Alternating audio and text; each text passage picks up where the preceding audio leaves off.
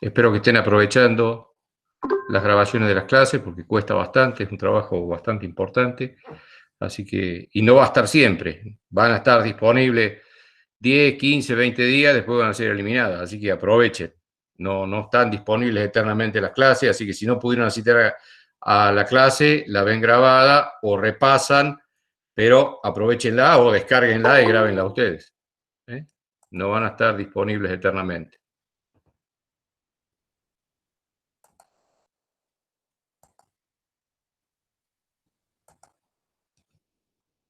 Voy a iniciar el procedimiento de compartir pantalla. Por favor, me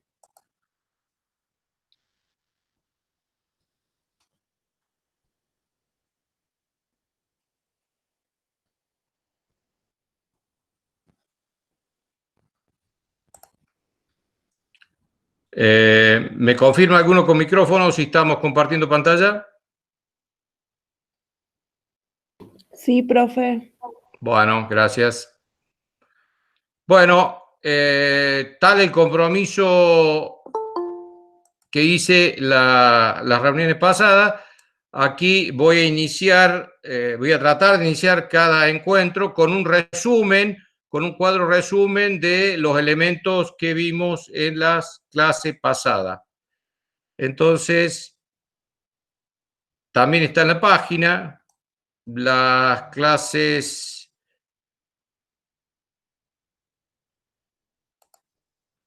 1 y 2, que vimos tensión y deformación axial simple, y la tercera, que vimos corte puro y aplastamiento. Entonces, referido a ello, para tensión y deformación simple, recordando, teníamos sigmas de tracción o sigma de compresión. El sigma de tracción producía un delta L positivo, alargamiento, y el sigma de compresión producía la deformación. Esta es la tensión, esta es la deformación, ¿no? Esto producía un acortamiento negativo. La expresión matemática era fuerza sobre área. La fuerza que correspondiere sobre el área que correspondiere. Si consideramos el efecto del peso propio, esta fuerza se incrementaba en función de la influencia del peso propio, y si consideramos una sección reducida, esta área se reducía en función de el área crítica. Todos estos elementos ya lo hemos visto. Y los esquemitas de los cubitos elementales, un cubito elemental cualquiera de ese elemento traccionado es así, y un cubito elemental de una parte cualquiera, un elemento comprimido, su esquema era así.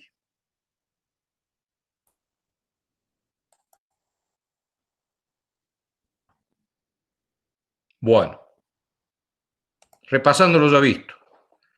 Después, ¿qué vimos? Corte puro y aplastamiento. Corte puro, tensión tau. Tau. Aplastamiento, tensión sigma. De corte puro, vimos ya la deformación angular. La deformación angular. Esto ya era una distorsión, una deformación angular, que era el cubito cuyo ángulo estaba aquí. Ya lo vimos esto. Esta era la deformación en una distorsión angular. Un ángulo en que el cubito se deformaba. Y aplastamiento sigma. No hacíamos referencia a la deformación acá. La expresión matemática seguía siendo fuerza sobre área. Siempre la fuerza que corresponda sobre el área que corresponda. Las fuerzas siempre son distintas, el área siempre es distinta. La expresión matemática no cambia, lo que cambia es la interpretación física. Por eso hay que, con tener macheteada la fórmula, no vamos a ningún lado, tenemos que saber de qué deviene para saber qué área y qué fuerza buscamos. Y el esquema estructural del corte puro era esta distorsión angular. ¿Sí? Hoy vamos a ver torsión, que es una tensión tau. Vamos a ver dos deformaciones angulares y sus expresiones matemáticas y su cubito elemental.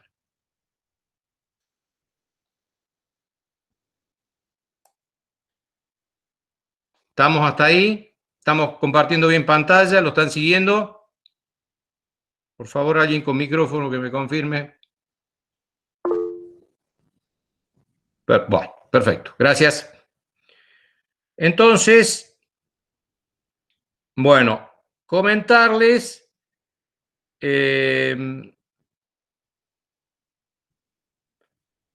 el material de la página es material bibliográfico suficiente.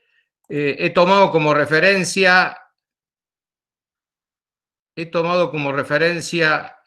para generar una proyección este material del GER, cuyos gráficos son bastante interesantes. Sobre este material he extraído los gráficos y los he ampliado.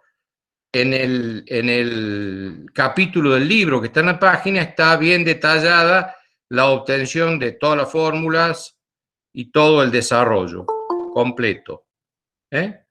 Yo lo que he hecho es, acá está el cubito y la deformación, lo que he hecho es tomar los dibujos y presentarlos ahora en el pizarrón, pero el documento completo es este, está en la página, está bastante bien desarrollado.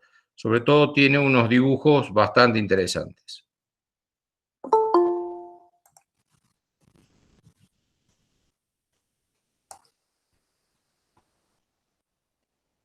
Bueno.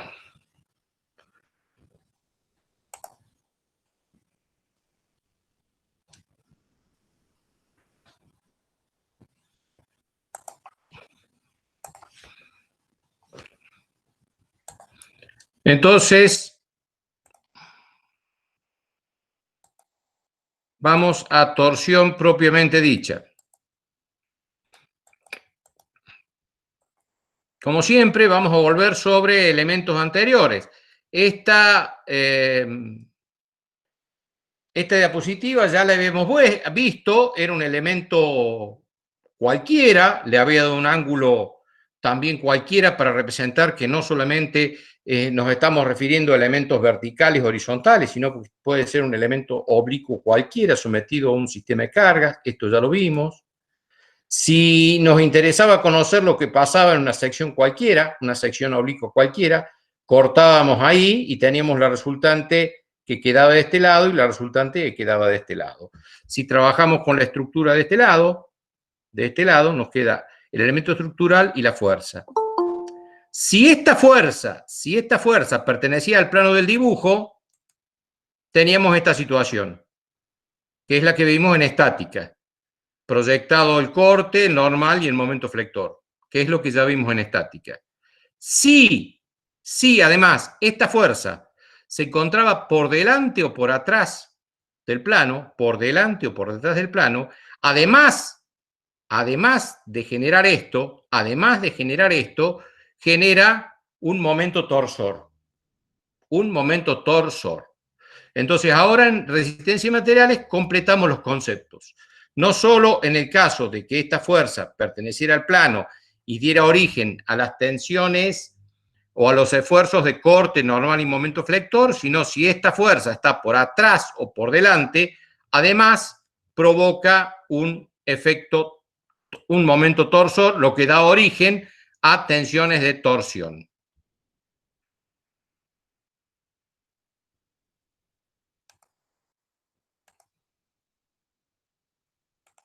¿Estamos hasta ahí? ¿Estamos hasta ahí? Si tuviéramos un laboratorio y tendríamos que representar las tensiones de torsión para que sean visibles, porque uno de los aspectos que tenemos que abordar en resistencia y materiales es que habitualmente las deformaciones no son visibles a simple vista. Entonces, las tenemos que obtener en el laboratorio con instrumentos apropiados. O si no, hacer una especie de muestra, como a ver si trato de hacer esta, a ver si me siguen, un tubo de pasta dentrífica, ¿de acuerdo? Y giro la tapa en sentido contrario para que no se abra. Esto es torsión.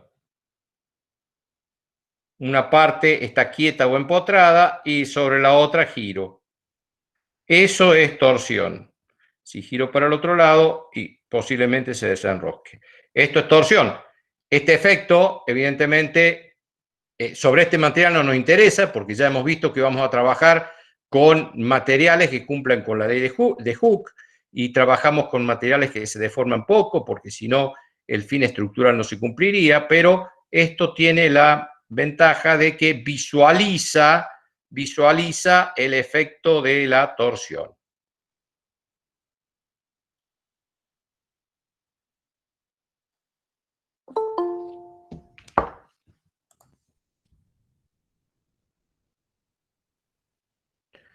Entonces,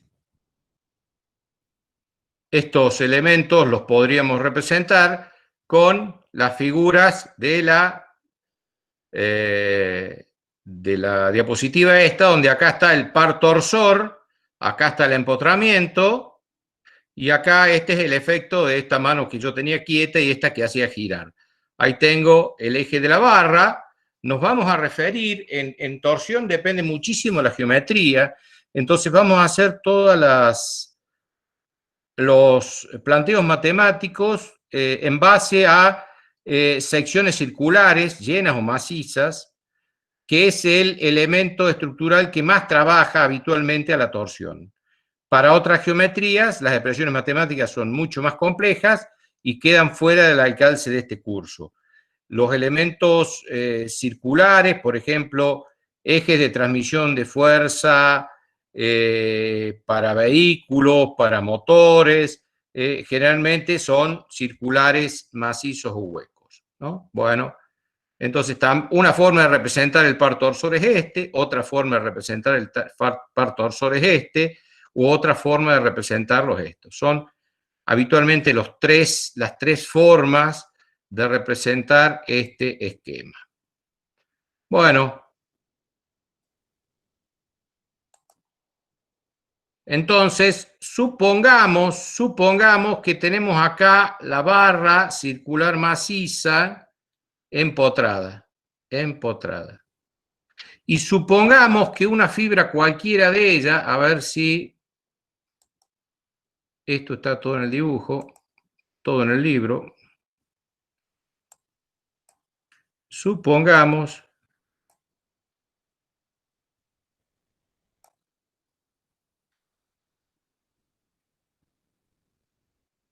que antes de aplicar el par torsor, aquí tenemos una fibra original del material.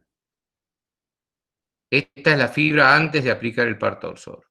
Si trazamos una línea en la estructura, esta es la posición original. Después de aplicar el par torsor, esta línea se encontraría aquí. Esta es la posición del material, de la línea, de la estructura, después de haber aplicado el par torsor. Lo que genera un ángulo de distorsión o de torsión medido en el sentido de la sección. Acá tengo un ángulo, en este caso θ, medido desde la sección.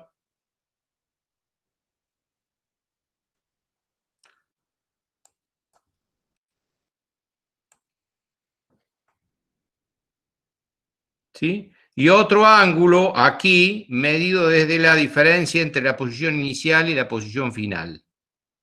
Sobre esos elementos geométricos se va a constituir, se va a basar la determinación matemática de la expresión matemática del momento torsor, tanto como tensión como deformación. Aquí tenemos otro detalle,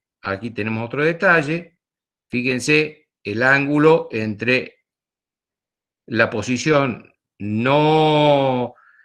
sin deformación y la posición con deformación. O sea, la figura con carga, la figura sin carga, aquí tengo los dos ángulos. Este y este.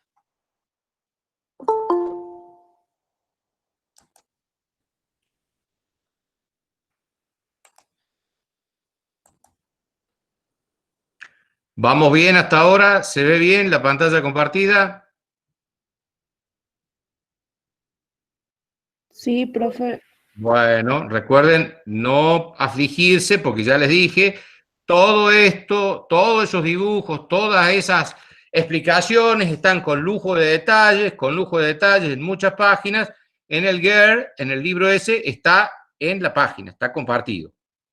Así que no hace falta que hagan captura de pantalla ni nada porque están todas, está todo el desarrollo en 15 o 20 páginas ahí puesto. Bueno,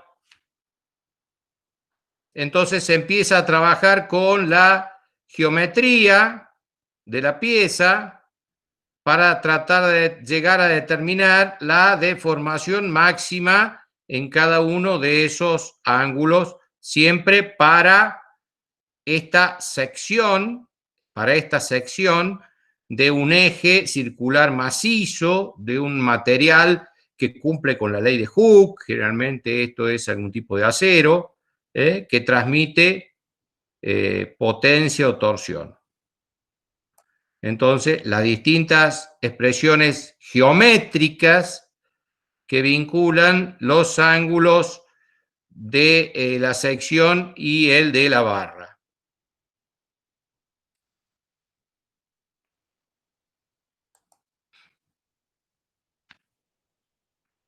Recuerden que nuestro objetivo es determinar tensiones y deformaciones. Tensiones y deformaciones. Entonces, si estamos en ley de Hooke, y estamos calculando deformaciones, después aplicando la ley de Hooke, obviamente, en este caso, para tensiones de corte,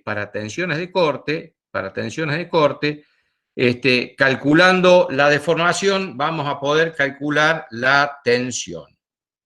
Entonces, continuamos con las relaciones geométricas. Bueno, fíjense, en este caso, este es el del perfil circular macizo. En este caso, el del perfil hueco.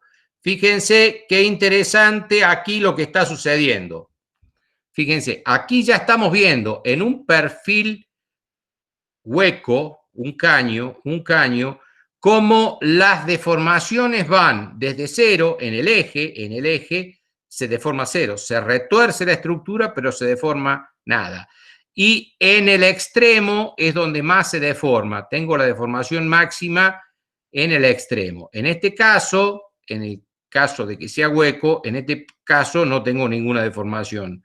Tengo un máximo y un mínimo. Si tuviera macizo, sería el triángulo este. O sea que ya estamos viendo que desde el punto de vista de la deformación, tengo una ley de distribución de las deformaciones máximas en el extremo, en coincidencia con el radio, y nulo en el centro. Y una ley de distribuciones lineal. Bueno, entonces a través de una relación de triángulos se saca las relaciones, relación de triángulo, el I máximo con el I mínimo.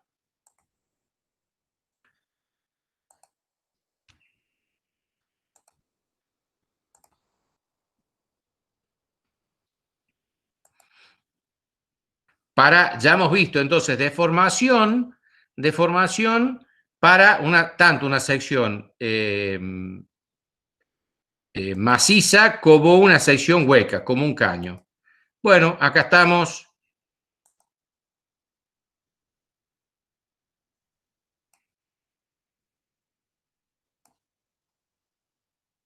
Entonces, este es el cubito elemental al que hacía referencia en el cuadro yo, a ver. Este es el cubito.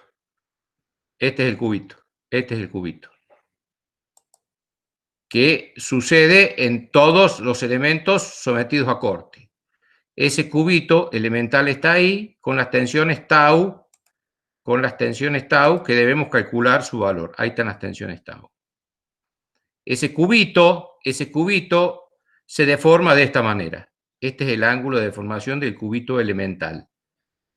así como en las piezas sometidas a tracción se alargaban y las sometidas a compresión se acortaban, esto sufre una distorsión angular, y acá tengo para el perfil, para la sección circular gruesa, las tau máximas. Las tensiones máximas se producen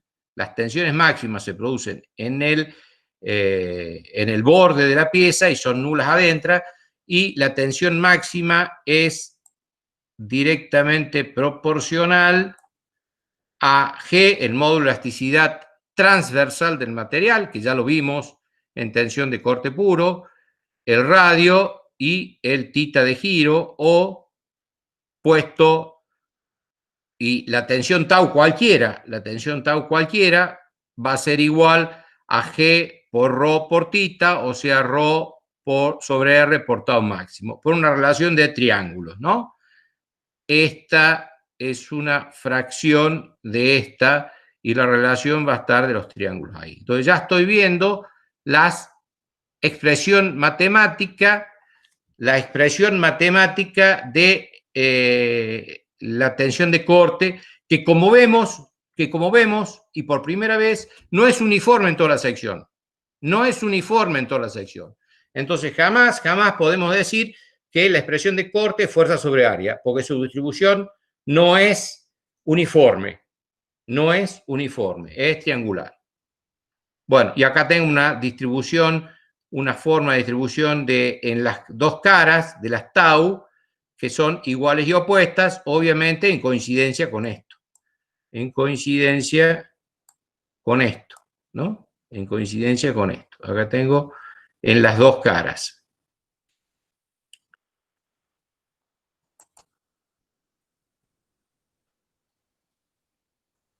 Bueno, entonces, continuando con la obtención de las expresiones matemáticas para esta figura geométrica en particular, el tau máximo puesto en función de el momento torsor R y el momento de inercia sobre el momento de inercia polar. La deducción matemática está completa en los apuntes. Sobre el momento de inercia polar. ¿De acuerdo? Y entonces, si reemplazamos el momento de inercia polar, no confundir, no es el momento de inercia respecto a ejes X o Y, que como estábamos acostumbrados, es momento de inercia polar, y en este caso para una sección circular. Reemplazamos el momento de inercia polar para este círculo y tenemos que el tau máximo, la tensión de corte producida por tracción máxima, fíjense todo lo que tengo que decir. Tensión de corte máxima producida por torsión, porque la tensión de corte máxima producida por corte directo o por flexión es otra. Esta es la tensión de corte producida por torsión y máxima, 16T sobre pi diámetro al cubo. Y una tensión cualquiera, aquí en un punto intermedio, va a ser T por ρ sobre IP.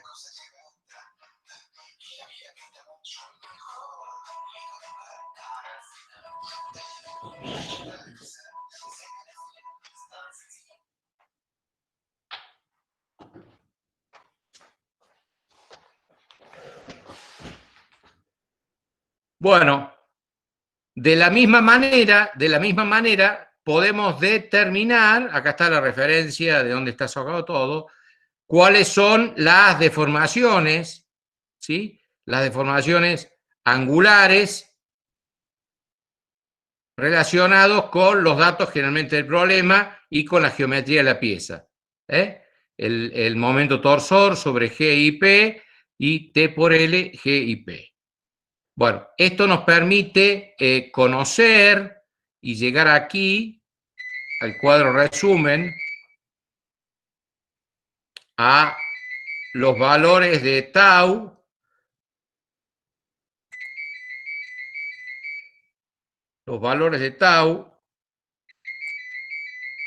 que están acá, de tensión de tensión en este caso, para completar el esquema.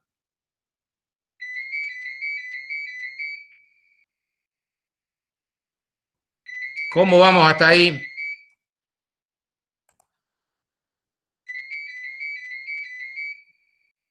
¿Cómo vamos hasta ahí? Bien, profe. Bueno, si lo quieren seguir en detalle, tienen el apunte que siempre les recomiendo que lo hagan con tiempo.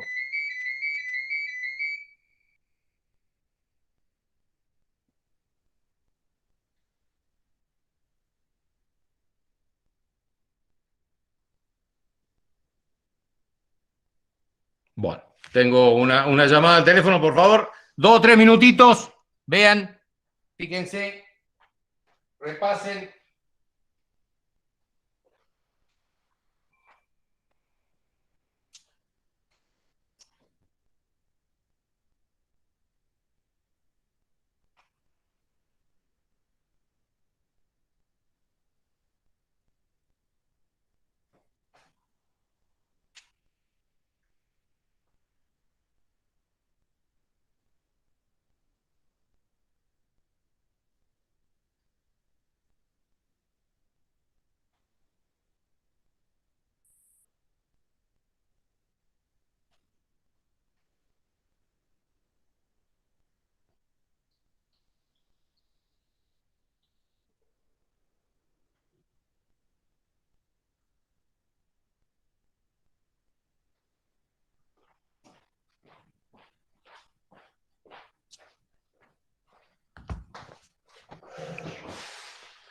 Bueno,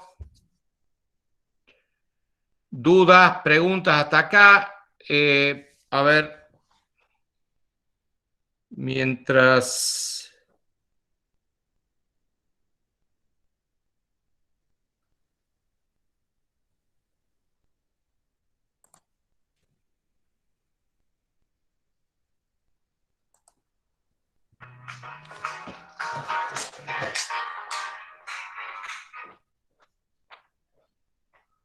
Hola. Estoy dando clases. Bueno, chao.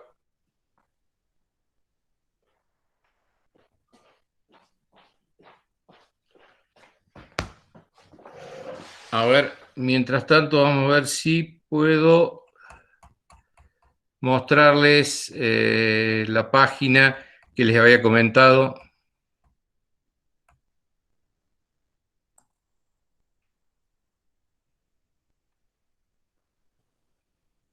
Esta les recomiendo que la vayan viendo con tiempo.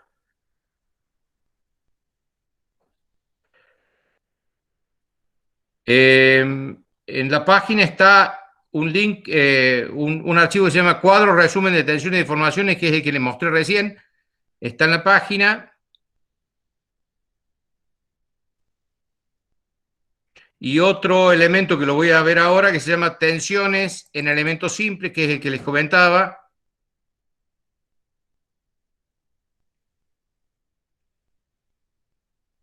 ¿Me confirman que estamos compartiendo pantalla? Sí. Bueno, esto está en la página. La idea es poner algún elemento simple con una foto como referencia para que ustedes vayan ya determinando de lo que saben si este elemento, por ejemplo, en este caso, la hoja de sierra, está trabajando a tensión axial de compresión, a tensión, ¿a cuál de estas o estas? ¿A cuál de estas? Algunas de estas todavía no lo hemos visto. Algunas de estas todavía no la hemos visto, pero algunas sí.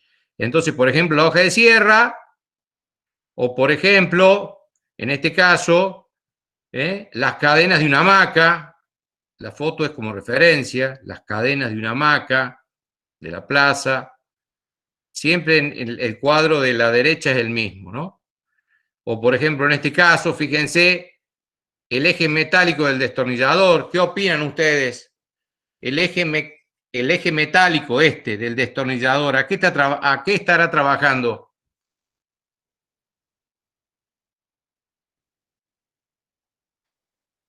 Elijan alguna de estas. ¿Cuál creen?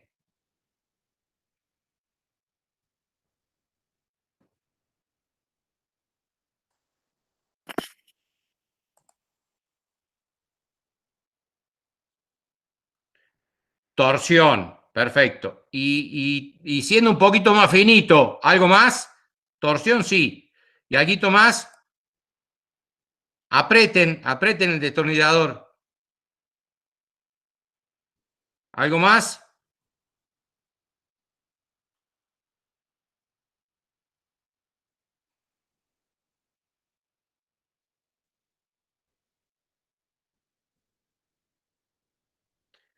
Bien, a ver.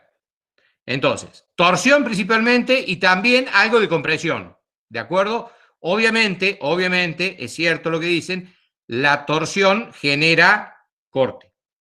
Sí, está bien. Bien, entonces ven cómo se utiliza esto. Esto es para que vayan viendo y estudiando ustedes, porque después van a aparecer como elementos. Fíjense, la perforadora de papel, este elemento que es el que perfora el papel. ¿A qué estará trabajando? ¿Ya lo vimos o no? ¿A qué estará trabajando?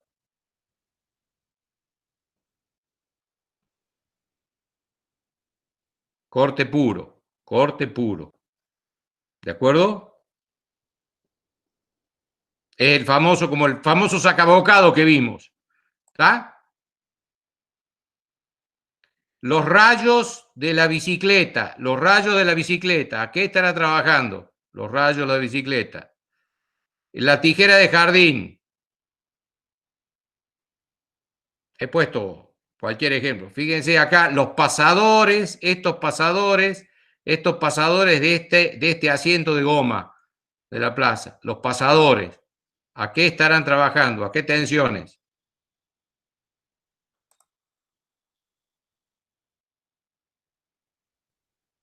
¿Se entiende, no? ¿Se entiende? Bueno, vayan practicando y consultando. Eso lo dejo abierto. El día de mañana voy a agregar más fotos, después las voy a cambiar. Algunas de esas u otras estarán como elementos en los parciales y en los exámenes finales. ¿Está? Esto es para que vayamos diferenciando las distintas tensiones y no preocuparnos única y exclusivamente, excesivamente por la expresión matemática, aprender la calculadora, y después no sabemos de lo que estamos tratando o no sabemos analizar. Esto es muy importante porque nadie nos va a decir, acá en los trabajos prácticos nos ponen el título, pero en la vida profesional nadie nos va a decir, che, esto es tal, prender la calculadora y calcularlo. Profe, ese Sí, ejemplo que está mostrando puede ser que tiene tensión, los pasadores esos tienen tensión de corte, los tornillitos esos. sí, los pasadores, obvio, de corte, claro que de corte, corte ¿También puro. tienen aplastamiento? Ay, ay, ay, ay, ay, ay. A ver, buenísima la pregunta, buenísima la pregunta. Cuando hay aplastamiento, esto ya lo vimos, cuando hay aplastamiento hay entre dos materiales. Los dos materiales se aplastan mutuamente. Pierde el que tiene menor resistencia al aplastamiento, porque la superficie de contacto es la misma. Eso pasaba en la placa de madera con el tornillo. El aplastamiento se da en los dos materiales. El que pierde, el que más va a sufrir, es el que tiene la tensión de aplastamiento menor. En este caso, ¿cuáles son los dos materiales que están en contacto?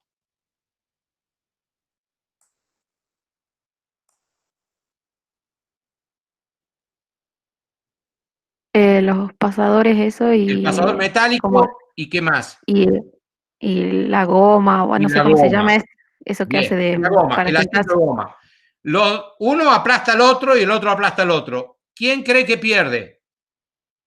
La goma. La goma. La goma. Perfecto, perfecto. Entonces, Buenísimo. profe, cuando estamos analizando solo los pasadores, solo los pasadores sufrirían corte puro nada más. En este caso sí, en este caso sí. Ok, gracias. Pero, a ver, puse un asiento de goma. Si hubiera puesto un asiento de acero, habría que ver. ¿De acuerdo? Sí, profe. Bueno, y brevemente. Después viene el tema del asiento, y el asiento está sometido ¿a qué? Atención. A ¿Qué tensión tensión? axial. ¿Eh?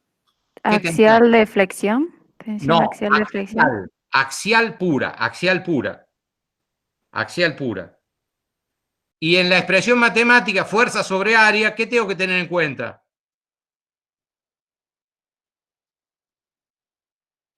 Porque es el trabajo, es la teoría 1. Tensión axial pura, no es flexión, pura. Fuerza sobre área. ¿Y en área qué tengo que tener en cuenta? ¿Todas las áreas son iguales? ¿O no No. sé cuál no es igual? Mm,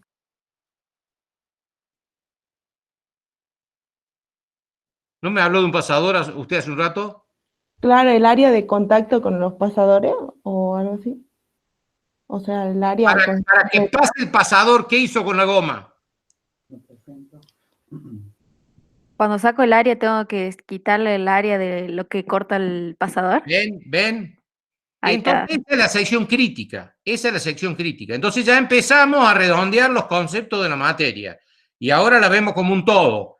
Y dejamos de preocuparnos por la fórmula. Y entramos a buscar si es sigma sobre área, cuál es la mayor fuerza o cuál es la menor área. Y en todos los casos tengo que razonar así. Esa es la idea, sí. Disculpe, ¿cómo? ¿Qué dijo? ¿Qué área se saca? Porque se me cortó en ese momento. ¿Cuál cree usted? Que dijo algo de el área de A ver, contacto con bueno, los no importa. pasadores. No importa lo que dije yo. ¿Cuál piensa usted que es el área crítica? El área, o sea, el área que está a ver, el área que no está en contacto con los pasadores. O la saco, escuché algo que saca un área, pero no entendí. Bueno, pero Sacás el área que el pasador corta a la goma, en este caso, digamos. Esa área, cuando vos sacás el área de toda la goma, la descontás, porque se corta. así es. O sea, la sección crítica pasa por donde están los agujeros. Ok, gracias. Claro. ¿Se entendió?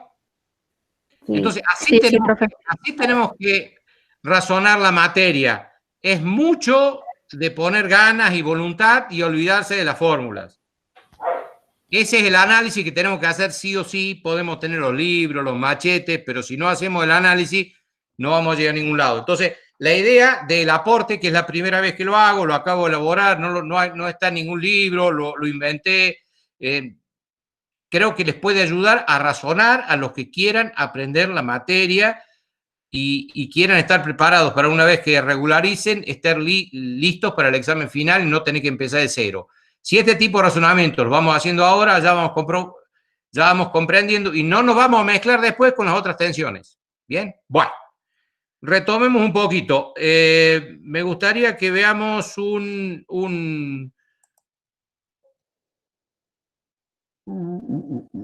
la cartilla de torsión es otro elemento que está en la página. Hay ejercicios resueltos y comentados, todo es tan interesante, pero me gustaría que veamos uno, vuelve a repetir la teoría, pero me parece que hay uno que tiene alguna... Fíjense qué bueno estos dibujos, ¿no? El esquema de cómo se retuerce, ¿no?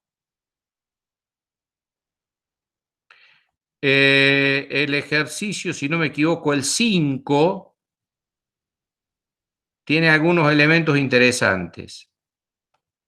Y entonces esto también viene a cuento de que no siempre repetir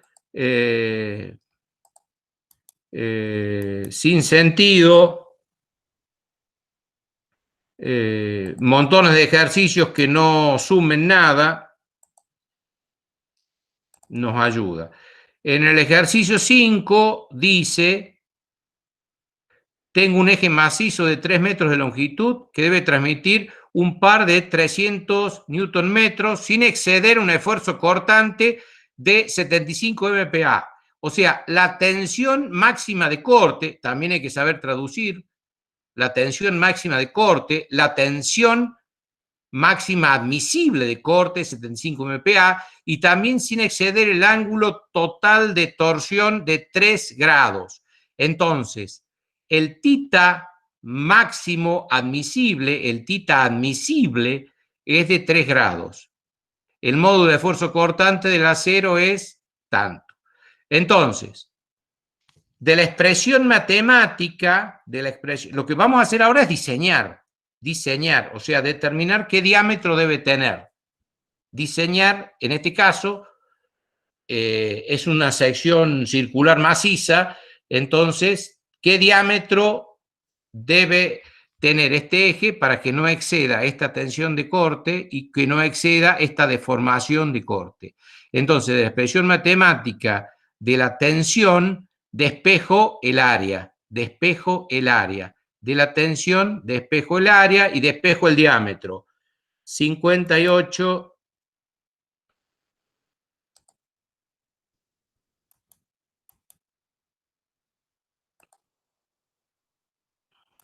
Estoy tratando de agrandarlo. No me acuerdo de dónde era.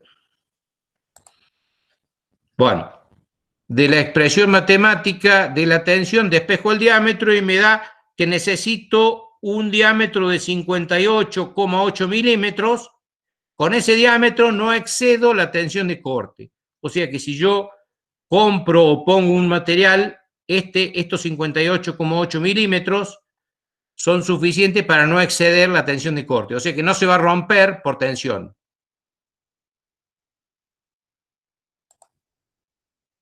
Después me voy a la expresión matemática de la deformación angular, θ, y despejo de ahí también el diámetro de la deformación. Despejo el diámetro y obtengo en este caso 69 milímetros. Quiere decir que si yo coloco un elemento estructural de diámetro 69 milímetros, no va a exceder la deformación admisible. Pero la pieza es la misma. Entonces, ¿cuál diámetro es el diámetro correcto? ¿Los 58,8 o los 69? ¿Cuál es el diámetro correcto?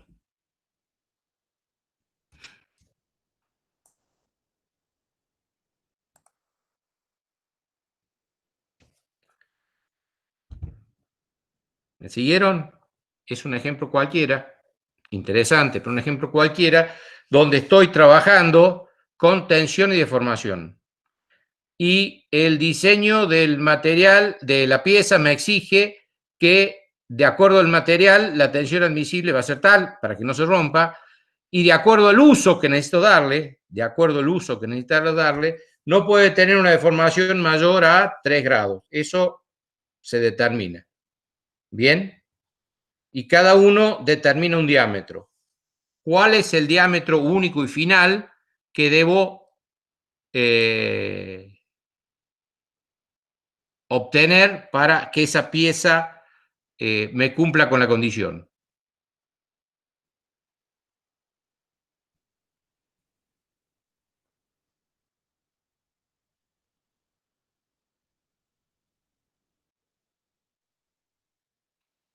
René dice en mayor.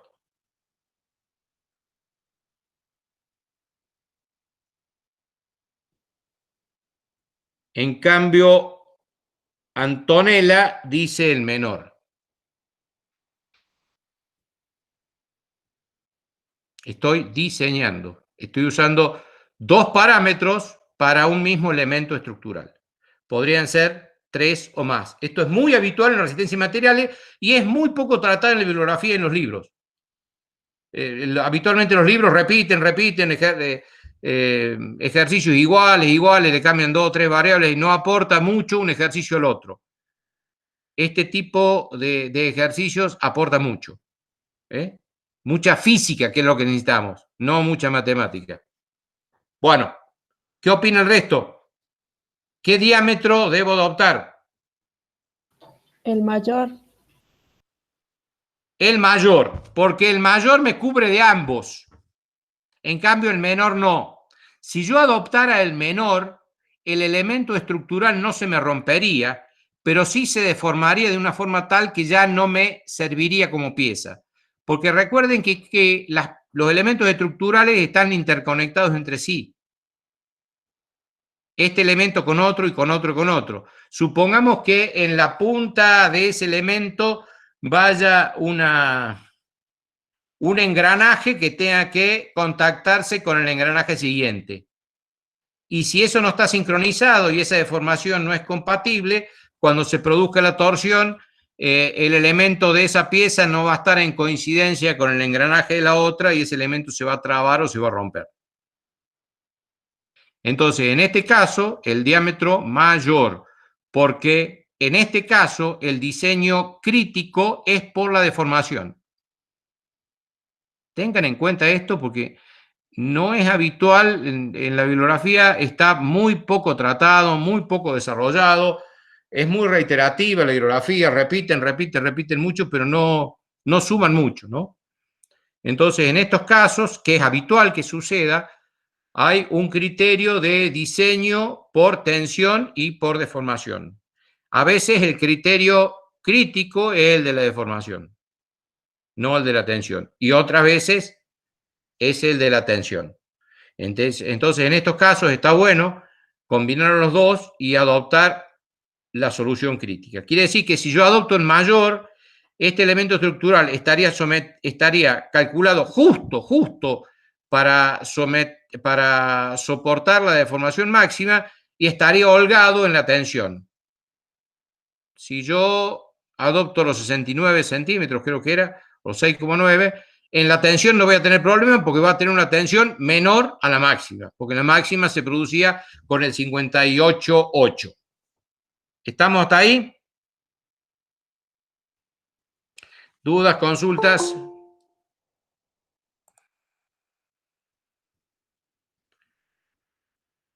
¿Dudas, consultas? Este ejercicio, que es uno cualquiera, pero bueno, justamente está en la cartilla seleccionado para este tipo de ejercicios que suman, que son valiosos, que integran conocimientos. Lo que necesitamos es integrar conocimientos y no dispersarnos. Está en la cartilla. ¿Dudas, consultas? ¿Sí?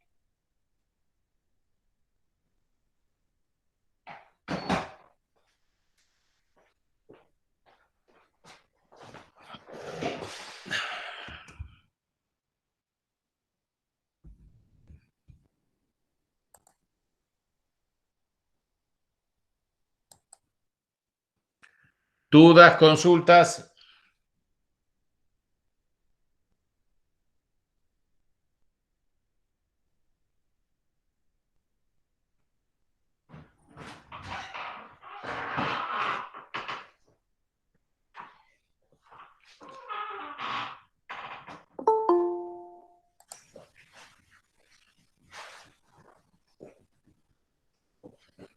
Bueno, ¿dudas, consultas con este tema de torsión? Para los que llegaron tarde, bueno, va a estar en el video, pero la representación de este fenómeno podríamos representarla así, ¿no? Obviamente este no es el elemento indicado, las expresiones matemáticas no concuerdan con este elemento, porque este elemento no cumple con la elasticidad que necesitamos que aplique la ley de Hooke. Bueno, dudas, consultas. Profe, Sí. buenas tardes. Como en el ejemplo de la cartilla que nos mostró recién, siempre va a ser más importante que tengamos en cuenta la deformación antes que la tensión que va a sufrir el objeto, o depende de cada ejercicio. No, ingeniera, nunca diga siempre. Si no, sería una ciencia. No sería ingeniería. Si siempre fuera de una manera, no estudiáramos ingeniería. Depende de las condiciones. Usted el día de mañana va a trabajar en un determinado ámbito y tendrá que ver del elemento estructural que se trate, cuál es la condición más crítica, la definirá y la calculará, y en función de eso se diseñará el material, se cambiará, y en todo caso se dirá, bueno, si esta sección circular no anda, probemos con una sección hueca, o cambiemos el material. No, de antemano obviamente no lo conocemos, de antemano obviamente no lo conocemos. Ah, Pero claro, claro. Y, profe, también, por ejemplo, cuando se hacen elementos, o sea, en la industria, siempre voy a considerar, por ejemplo, no sé, en una construcción, las mayores tensiones o deformaciones que va a sufrir, y entre eso recién voy a elegir qué elemento quiero usar para construir o no. O sea, si yo evalúo, por ejemplo, por ejemplo, es un ejemplo, el aluminio tiende a deformarse mucho, pero es muy resistente para hacer vigas y cosas así. Y después tenga otro elemento que no sea tan resistente a las deformaciones, pero tenga otras ventajas sobre el aluminio. Eso, por ejemplo, eso también es como que tengo que ir analizando cada elemento y las tensiones y deformaciones que puede sufrir, ¿no? ¿Así sería? Sí, sí, sí, se está adelantando bastante, pero la idea, bien, bien, la idea es tener eso. Digamos, lo vamos a lograr cuando terminemos de cursar la materia y también cuando veamos algo en edificios industriales.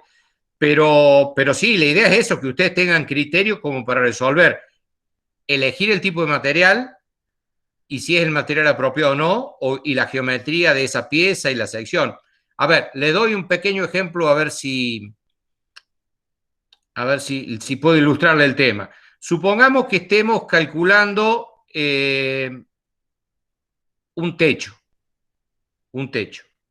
Se calcula la losa más o menos parecida a una viga. Entonces, supongamos que calculemos la losa de ese techo de hormigón de manera de que lo calculemos y que resista las tensiones y que no se rompa. Bien.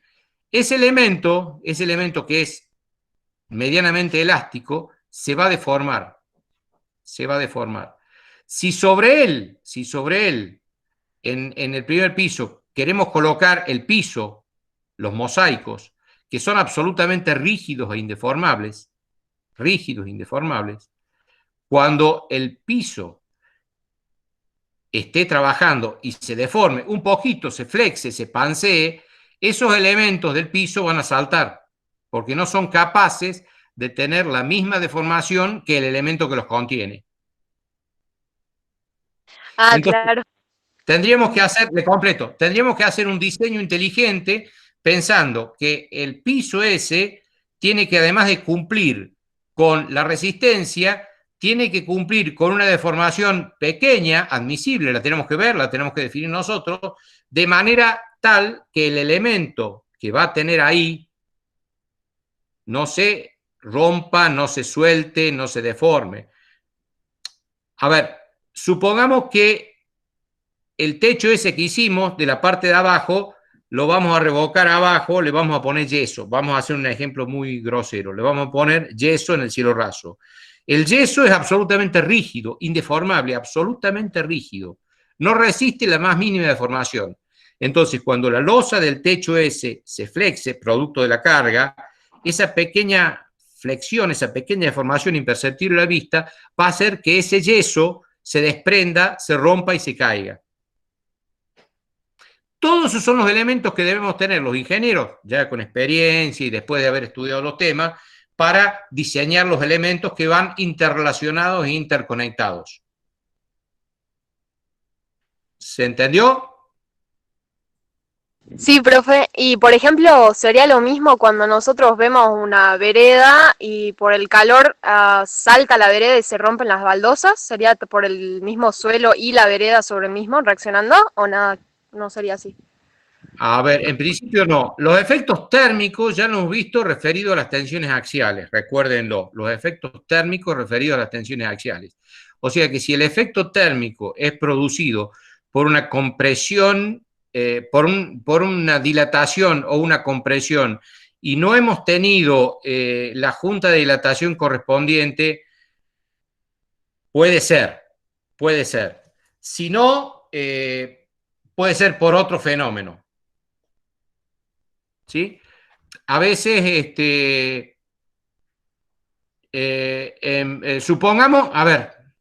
supongamos que estemos trabajando en un laboratorio que tiene un microscopio electrónico con muchísima precisión y que tiene que estar en una situación absolutamente estable y que la mesada que hemos hecho, sobre la que apoya el microscopio o el elemento de precisión que sea, tiene un diseño a la tensión suficiente. No hemos asegurado que esa mesada no se va a romper por más que le apoyemos lo que apoyemos, pero lo que tal vez no nos aseguramos en el diseño es que no tenga una deformación imperceptible a la vista, pero ya vamos a ver en flexión que las deformaciones son importantes, que haga que el microscopio ese gire un poquito o no esté en una superficie absolutamente horizontal y el elemento de medición o de precisión no sirva. En ese caso debemos tener en cuenta, de acuerdo al uso,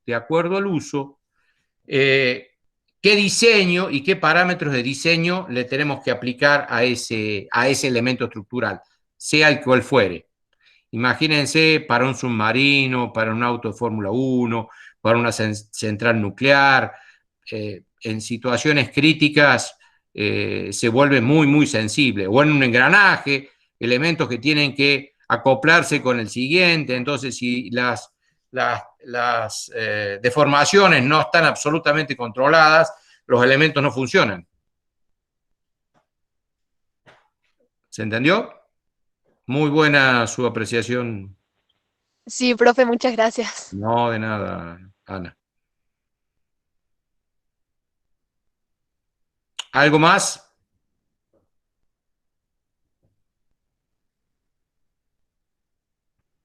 Este es un campo muy interesante, son herramientas muy valiosas las que están viendo y son muy poderosas, ¿eh? Por más que estemos en instancias preliminares, son muy valiosas y muy profundas y nos ayudan a analizar los elementos y los materiales, los elementos estructurales muy profundamente. Si realmente profundizamos en su estudio o lo hacemos propio, nos van a ayudar a hacer unos razonamientos bastante interesantes sobre todos los elementos estructurales. Y la idea es que sea general, Por eso es que cuesta un poco, pero cuesta porque lo que vemos tiene que servir para todo, por elementos chicos, grandes, complejos, gigantescos, en miniatura. Entonces cuesta porque lo que estamos viendo es ingeniería profunda y que sirve para todos los elementos, sean del material que sean, siempre que cumplen con la ley de Hooke, sean de la geometría que sean, sean de la sección que sean, sea de la longitud que sean. Entonces, implica una profundidad bastante grande, y eso a veces cuesta. Por eso hay que ver y practicarlo con ejemplos valiosos. Bueno, ¿alguna otra duda, alguna otra pregunta?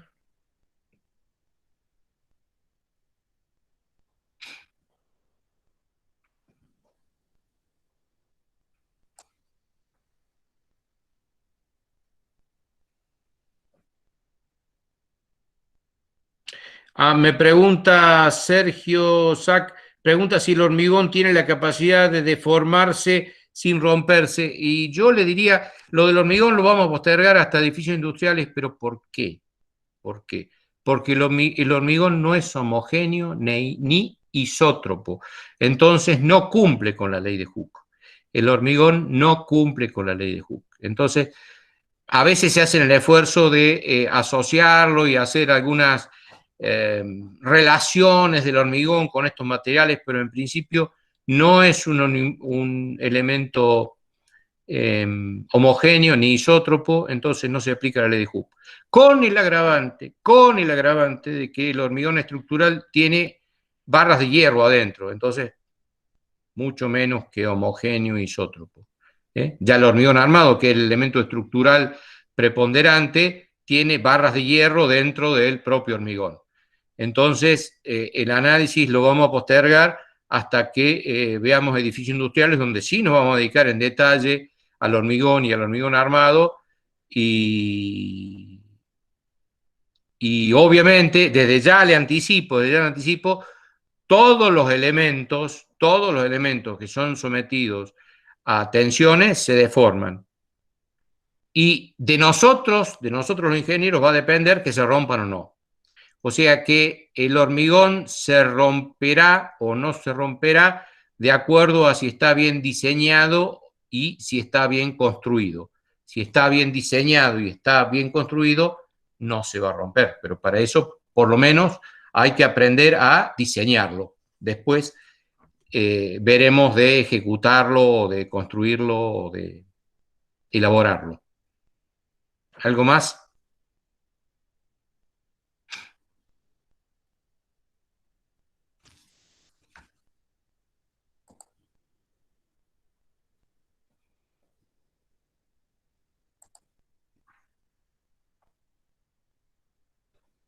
Bueno, contento porque están surgiendo algunas consultas y algunas preguntas bastante interesantes, ¿eh?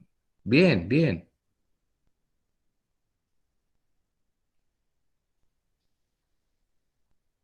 Dudas, consultas.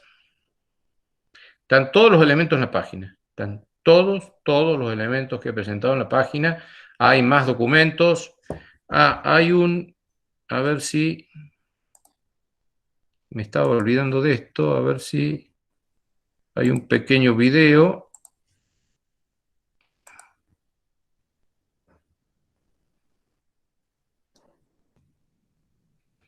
Está en la página, a ver si lo compartimos un ratito. No dice nada extraordinario, pero como video.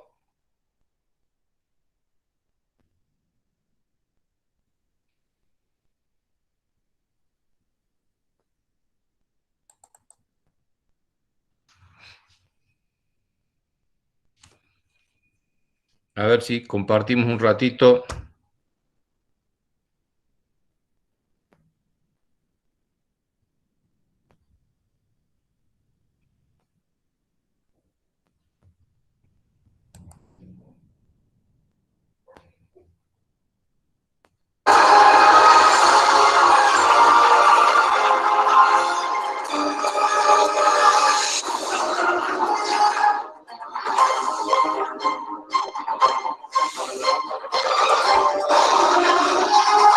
Bueno, ángulo de giro en el rango elástico. Lo primero que vamos a hacer es llegar a la deducción de esta ecuación.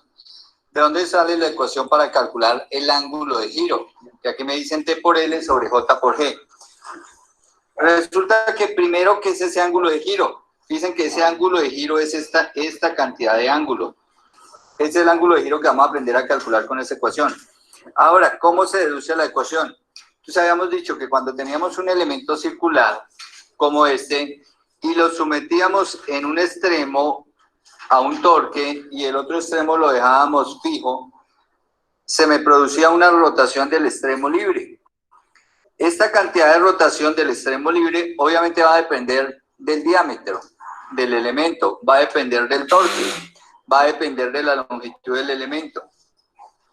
Pero además habíamos dicho que para hacer el ensayo de esto, lo que íbamos a hacer era inicialmente tomar una línea de referencia. Esa línea de referencia es la que está punteada acá. Esa línea que voy a tomar es una línea que tomo antes de aplicar el torque. Una vez que aplico el torque T, que se muestra en la figura, obviamente este elemento rotará. Y esa rotación pues será de cierta cantidad, dependiendo de la cantidad de torque que apliqué, ¿no? Y dependiendo obviamente de la rigidez del material. Esa línea hará una rotación hasta cierto punto o hasta cierta posición. Entonces, si ustedes se dan cuenta, hay que abrirlo y trazar este arco. Y infinitesimalmente, este arco amarillo, el ángulo de giro del extremo libre es L por la deformación. Cortante máximo, hablaré aquí de la deformación máxima. Y la deformación máxima sucede en la parte exterior del elemento. ¿Listo? O sea, en el diámetro exterior. Y el diámetro exterior lo simbolizamos, recuerden, con el radio exterior lo simbolizamos con la letra C. Quiere decir que esta deformación acá es la deformación máxima. Entonces lo que voy a hacer es, miren lo siguiente, despejo de acá deformación máxima. Entonces aquí nos queda igual deformación máxima. Al cortante máximo, el torque C será negativo. Al torque C menos el torque A. Como el valor del torque C y el valor del torque A se lo van a dar, entonces va a poder conocer el torque interno de la sección.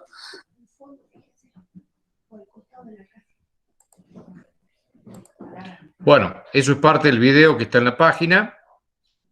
Lo pueden ustedes ver con tranquilidad. Repasar los mismos conceptos que están desarrollados en el libro o en la exposición mía. Bueno, si no hay más dudas y más preguntas, nos desconectamos hasta la próxima clase. Profe, Sí. profe, le quiero hacer una pregunta, pero no de la teoría de hoy día. Bueno, a ver, terminemos con la teoría de hoy día. ¿Alguna duda, alguna consulta referido a la teoría de hoy?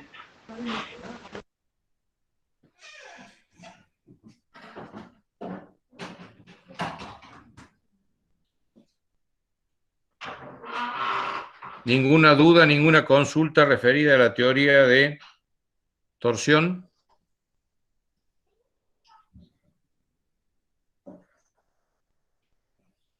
Bueno. Bueno, no sé quién es la persona, entonces a ver, ¿quién es el que me quiere hacer una consulta? Ah, sí, yo, profe, yo tenía problemas con el aula virtual, yo estaba matriculado y ahora no aparezco. Y varias veces quise matricularme, lo intenté, y cuando pude, después de un tiempo se me desmatriculó solo, y ahora me aparece como inactiva el aula. Ajá, ¿usted no entra frecuentemente al aula? Porque el aula Yo constantemente entro. desmatricula a los que no entran periódicamente. Debe haber un error, profe, porque yo en el primer cuatrimestre y hasta que comiencen las vacaciones yo entraba constantemente en el aula. Ajá. Bueno, ahora voy a tomar nota a ver si puedo solucionar, pero salvo que esté andando mal el aula después de 30 días sin actividad desmatricula, pero nunca he escuchado como un caso como el suyo. ¿Usted quién es? Ramos Cristian Jonathan. Ramos Cristian Jonathan.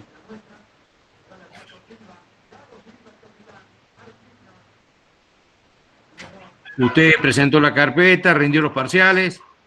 Sí, profe. Bueno, Ramos Cristian Jonathan. Bueno, voy a ver qué sucede con el caso suyo. Usted tenga la precaución de entrar por lo menos una vez por semana. Es extraño, pero bueno. Ya veré el caso Sí, suyo. entraba, profe, sí, eso me Bueno. parecía raro. Perfecto. Sí, a veces no. Me han comentado, yo nunca he tenido problema con Laura, pero me han comentado todos docentes que a veces, por alguna circunstancia, desmatriculó. Bueno, Ramos, tengo en cuenta su planteo.